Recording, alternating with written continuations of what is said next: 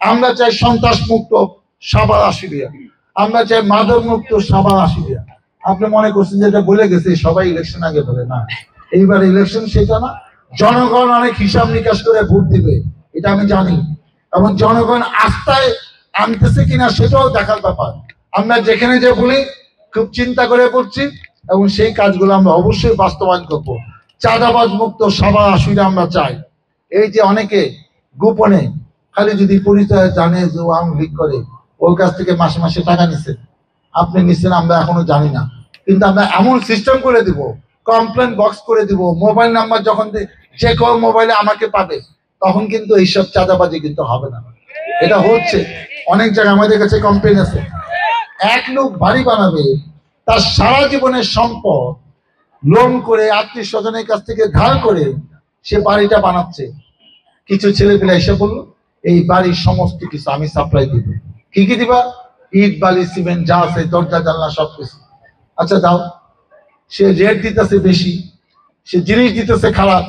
একটা নিজের মানে মানুষ কিন্তু কষ্ট করে ভালো জিনিস দিয়ে বানায়, 2 নম্বর জিনিস দিয়ে বানায় না, সে যত গরিবই হোক। এখন এই যে বাজে জিনিস দিয়ে বাড়িটা বানাইতেছে, এই বাড়িতে তো সে জীবন ও শান্তিতে ঘুমাইতেও পারবে না। এই জেলাগুলো তো গজব নাজিল হবে। এইসব কাজ অতীতে হয়েছে না? হয়েছে। এখন এগুলা হবে, তাহলে আমি জামাই দিচ্ছে পোলা যা শত শত বিঘা জমি আছে, সে এগুলা রক্ষা না করতে পারলে সে বারবার এমপি হয় কেন? জনগণের কানে কেন মিথ্যা করছে? আমাকে এটা নিতে হবে, কারণ আমি মনে করি এই কাজ বন্ধের জন্য আমি যোগ্য লোক, আমি এটা পারবো, অন্য কেউ পারবে না। আপনাদেরকে সাথে নিয়ে, এই দলকে সাথে নিয়ে এটা করতে হবে, এবং সেই সব লোককে আমরা গুরুত্বপূর্ণ পদ দিব ইলেকশনের পরে। এখন পারতেছি না, কিন্তু কে ভালো কে খারাপ আমি চিনি না, এটা ভাইবেন না। সেই সব লোককে গুরুত্বপূর্ণ পদ দেবো আমার সাথে করবে, যাদের নামে বদনাম নাই এবং যাদেরকে মানুষ পছন্দ করে, যার গ্রহণযোগ্যতা আছে। অপেক্ষা করেন, অপেক্ষা করেন, সময় মতো আপনি দেখতে পারবেন যে আমি যা বললাম মোবাইলে রেকর্ডিং করে রাখেন, সেটা আমি বাস্তবায়ন করতে পারি কিনা। পরিশেষে যেটা আমি বলতে চাই, এখন আমাদের একটা কাজ চলতেছে ইউনিয়নে, ওয়ার্ডে, কেন্দ্রে, গ্রামে। বিএনপি একটি বড় দল, আমাদের মধ্যে কিন্তু ছোটখাটো বিভেদ টিভেদ ছিল। আমরা কিন্তু এখন ঘরে বসে বিভেদগুলো কমাই ফেলতেছি, কারণ যুদ্ধে যাওয়ার আগে আজ নিজের ঘরটা গুছাইতে হয়। ইলেকশন একটা যুদ্ধ, প্রতিপক্ষ যাই থাক, এটাকে আমি যুদ্ধ হিসেবে মনে করছি। তা আমাদের মধ্যে ছোটখাটো ভুল বুঝাবুঝি আপনারা দেখেছেন কিনা, আমরা কিন্তু এই পরশুদিন একটা অনেক বড় একটা অনুষ্ঠান করেছি সাভার পৌরসভাতে। আমাদের মধ্যে কিছু দ্বন্দ্ব ছিল, সেগুলো আমরা মিটিয়ে জনগণকে জানিয়ে দিলাম যে বিএনপি যখন প্রয়োজন তখন ঐক্যবদ্ধভাবে মাঠে থাকে সবাইকে নিয়ে। কারণ আমাদের নেত্রী আশা করে আছে যে এই দল বারবার ক্ষমতায় আসছে। শহীদ রাষ্ট্রপতি জিয়াউর রহমান এই দল তৈরি করেছে, দেশনেত্রী বেগম খালেদা জিয়া বারবার তার নেতৃত্বে দল ক্ষমতায় এসেছে, 91-এ আসছে, 2001-এ আসছে, তারেক রহমান নেতৃত্ব দিচ্ছে, ইনশাল্লাহ আগামীতে ক্ষমতায় আসবে। আমাদের নেত্রী 6 বার মৃত্যুর দুয়ার থেকে ফিরে আসছে। এই 5 আগস্টের পরে তার 2 বার এরকম ঘটনা ঘটেছে। সে বলে যে আমি আর বিদেশে যাব না, আমার শেষ নিঃশ্বাস এই বাংলাদেশের মাটিতে হোক, আমি এইটাই চাই।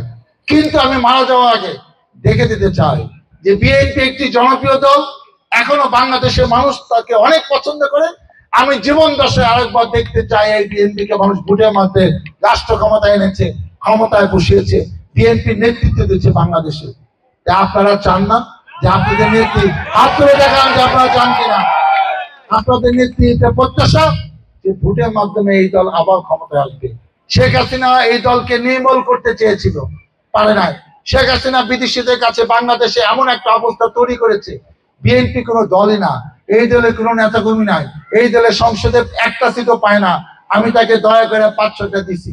কারোর দয়ায় বিএনপি চলে না, বিএনপি জনগণের দয়ায় চলে, জনগণের ভোটে চলে।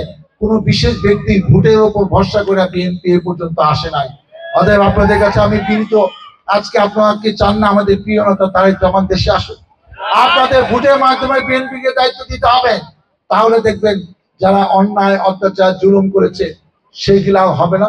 এবং আপনারা যেটা স্বপ্ন দেখেন যে শান্তির বাংলাদেশ, একটি সুন্দর বাংলাদেশ, সেই বাংলাদেশ বিএনপির পক্ষে, আমাদের পক্ষে বাস্তবায়ন করা সম্ভব। আমরা আপনাদের কাছে আবারও আমি ধানের শীষে ভোটের মাধ্যমে আমাকে জয়যুক্ত করে আরেকবার সুযোগ দেন। যে কাজগুলো আমি অতীতে করতে পারি নাই, আমি আপনাদের কথা দিয়ে গেলাম এইবার নির্বাচিত হয়ে উন্নয়নের পাশাপাশি এইসব যেসব সমস্যার কথা আমি বললাম, যেটা জনগণের আসল সমস্যা, সেই সমস্যাগুলো আমি সমাধান করবো। ততদিন আপনারা ভালো থাকেন, সুস্থ থাকেন, আমার জন্য দোয়া করবেন। আমাকে ভোটের মাধ্যমে নির্বাচন করে আপনাদের পাশে, আপনাদের সাথে থাকার সুযোগ করে দিবেন। মহান আল্লাহ তাআলা আমাকে যেন সেই তৌফিক দেয়। আল্লাহ হাফেজ। বাংলাদেশ জিন্দাবাদ। শহীদ জিয়া মহল, খালেদা জিয়া জিন্দাবাদ, তারেক রহমান জিন্দাবাদ।